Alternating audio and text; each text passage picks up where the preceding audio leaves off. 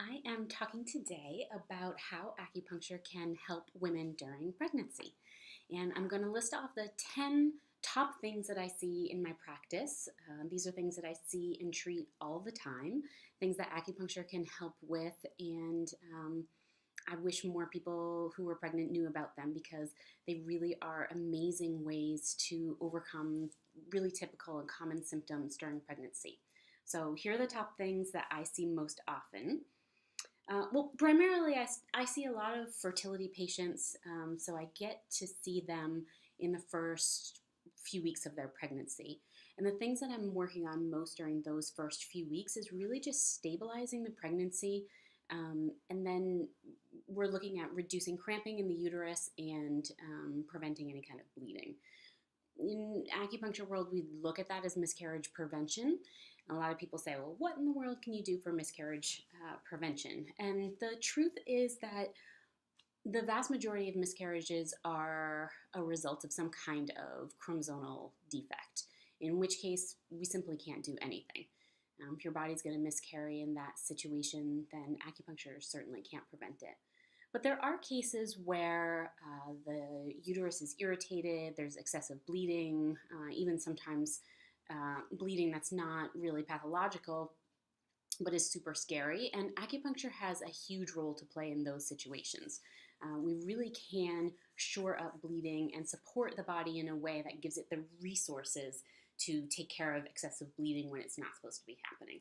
So the way that we look at miscarriage prevention in acupuncture is by reducing cramping in the uterus if there's any cramping that's causing problems, by reducing or eliminating any kind of unnecessary or unwanted bleeding, and then overall providing the resources that the body needs to support a healthy pregnancy. So I think those things are super important. The next thing is maybe my most common complaint during the early stages of pregnancy is nausea. And that can be all different severities. Sometimes people have just a low level chronic nausea, and then some people have the more extreme hyperemesis version. Hyperemesis is a whole different ballgame, but a lot of women have just a chronic low level nausea. They might vomit every once in a while, but more often than not, it's just a consistent, maybe ebb and flow throughout the day, but it's kind of always there. And doesn't feel good for anybody. And it really impedes quality of life, ability to work, ability to engage in life in general. So acupuncture is amazing at treating nausea. And in my practice, I hit it from a couple of different perspectives. First, acupuncture, always acupuncture.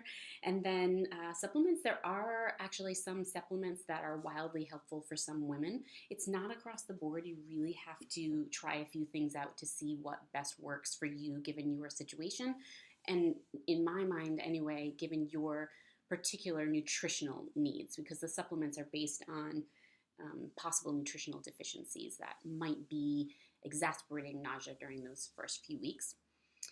And then the other thing that we always talk about is just management techniques, and we're looking at things like regulating blood sugar, avoiding triggers, keeping the stomach kind of half full, those sorts of things. And when you combine acupuncture with supplements and those kind of management techniques, you really can get by so much easier. And hopefully the nausea will begin to abate around 10 or 12 weeks, in which case we just kind of ease off all of those treatments. Next thing, number 3, is supporting fatigue. Oh, pregnant women, they can be so tired during their first trimester, and especially during those first 10 weeks. And acupuncture can really help support that. And it's that same kind of idea that I talked about earlier, which is really giving the body all of the resources it needs to function easily, effectively, efficiently, and properly. So it's just allowing the body to naturally do what it needs to do instead of having any kind of stagnation or things in the way. Next up, number 4 is sinus congestion. I see this all the time.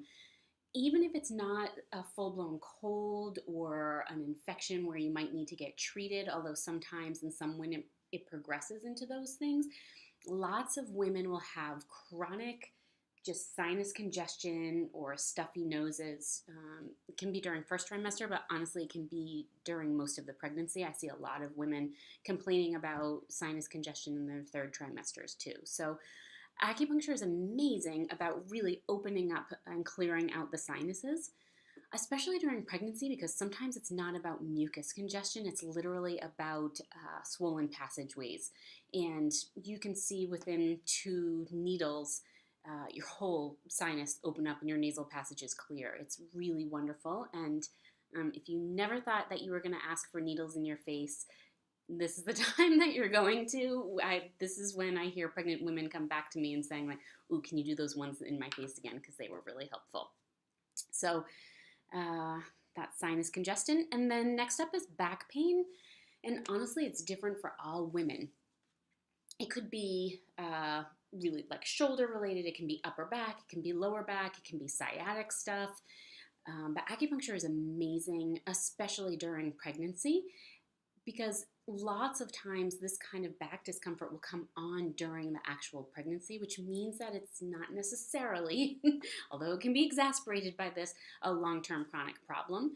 And I can't tell you the results that I see in regards to acupuncture during pregnancy for back pain. It's honestly one of the easiest things that I treat. Women come in, we give them a treatment, they see immediate results. It's really, really wonderful. And I wish that more people knew about it, because so often women are really suffering with back pain during pregnancy and they just think it's something that they have to deal with until the baby comes. And I'm not going to lie, there are some cases where that's true. But the vast majority of women can get a ton of relief from acupuncture alone in regards to their back pain. And that includes sciatic pain too. I see a ton of women with, it's not always full-blown, really severe sciatic pain, although it can be, but sometimes it's just a chronic level of sciatica that's irritating, keeps you up at night, can't get comfortable, and acupuncture can absolutely help with that as well. Number 6 is restless legs. I don't feel like this is talked about all that often. You know, when you're reading blogs and things online, you're always hearing about nausea and back pain, but you very rarely hear about restless legs. And I see a ton of women just have that uneasy feeling that your legs just need to move a little bit. And sometimes it's irritating enough that it will keep you up at night. I often see it settle in around sunset and in the evening time. And there's a ton that we can do for that. And again, usually this is a combination of acupuncture and electrolytes and other kinds of supplements that really help with restless legs and calming things down. And it can make all the difference, especially if it's impacting your ability to sleep. Number 7, again, more common thing that people know about and complain about, but don't know that acupuncture can help, which is constipation and hemorrhoids specifically. I always talk about hemorrhoids, even in second trimester pregnancy, because I want to prevent hemorrhoids really early on. And especially I want to prevent hemorrhoids from being irritated during the birth process, because I hate to see women have really uncomfortable hemorrhoids when they're breastfeeding and sitting for long periods of time with their newborn. So I think it's an important thing to look at preventatively, but oftentimes women will start getting hemorrhoids, especially if they have any background of hemorrhoids, very early on in their pregnancy. So we want to make sure that bowels are moving really regularly and easily, and then that consistently happens through the pregnancy.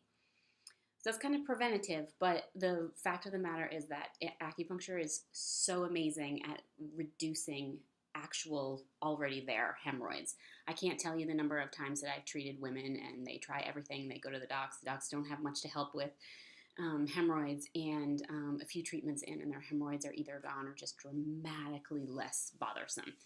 And then eventually go away, but sometimes it can take a handful of appointments. So it's really something to keep in mind for pregnant women who are suffering either with constipation or with hemorrhoids specifically.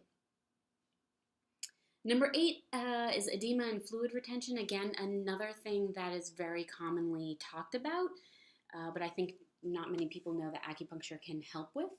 And I always look at it from an acupuncture standpoint of helping keeping your waterways open. So that and giving your body the strength to support venous pathways so that you're not accumulating a ton of fluid in your lower limbs. And even sometimes you can have that kind of fluid in your hands and your wrists, and that is what can contribute to carpal tunnel pain and hand and those kind of like tingly, nummy sensation in your hands, especially during third trimester. So we basically just want to keep the waterways open, and acupuncture is brilliant for that. Number 9 is anxiety, and I kind of couple that with the difficulty sleeping. There's so much going on and so much to prepare for, so much change coming up, especially, I don't know, there's a bunch of kind of fear-based things when it comes to birth and pregnancy, especially if you're going the traditional medicine route and or you're just reading blogs or things like what to expect when you're expecting, which I often don't even recommend for my patients just because I find it to be really fear-based and alarmist. So there's lots to create anxiety along the way during pregnancy, and we use acupuncture to really settle the mind, keep you grounded, and by extension that will really help improve your sleep, because so often anxiety disrupts your sleep, and everybody knows when you're pregnant you need every minute of sound sleep you can get. And then number 10 is the position of the baby. So this is important really once you get past 34 or 35 weeks, where you're really starting to prepare for labor and think about the position that the baby is in. And the biggest concern that I have in regards to position of the baby is that we want to decrease the likelihood that you'll need a C-section.